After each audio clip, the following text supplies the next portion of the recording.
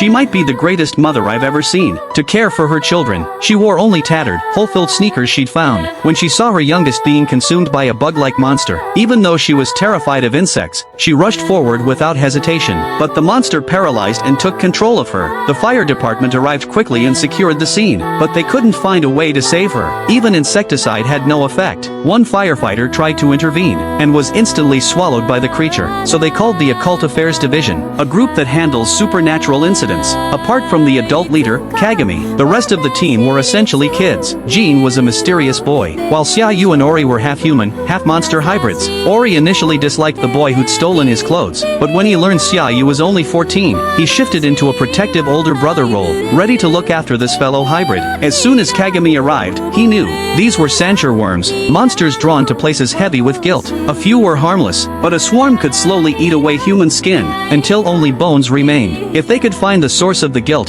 the swarm would disperse back to its nest. Kagami could harden his skin and enter, but the transformation took too long. The victims would be dead by then. The fire captain warned them, if they didn't act fast, they'd have to burn the house down. To prevent the bugs from spreading through the city, the eldest son, hiding nearby, finally spoke up, begging them not to give up on his family. Faced with his pleas, the team felt stuck. Then Ori stepped forward to take on the mission. Kagami seemed to realize something, and asked everyone to leave the room. Ori shot sticky spider silk from his fingertips, webbing the entire space in seconds. He was the son of a human and a spider spirit, able to weave webs with a flick of his hand, but the newly spun threads were instantly devoured by the bugs. His plan had failed. Just as Kagami prepared to enter with his half-metallized body, Xiaoyu stepped up. He was born from a corpse spirit and a human. He had no blood and felt no pain. The guilt-feeding Sancher worms couldn't invade him. Once he found the source of the guilt, the swarm vanished completely. Xiaoyu saved all 3 trapped victims. Seeing how much the children cared for their mother, he couldn't help but wonder, where were his own parents? Family was a word both familiar and distant to him, something he'd never dared to dwell on. Still, seeing this family safe and whole, he felt a wave of relief. But he was curious. Why would an ordinary pair of shoes attract such monsters? Kagami explained. The shoes were likely stolen. The eldest son then came out, thanking them and asking if they could still live in the house. Their family was poor, and the mother struggled to provide. In a moment of impulse, the younger son had stolen running shoes for her. The older brother had scolded him and told him to return them, but the guilt had already taken root,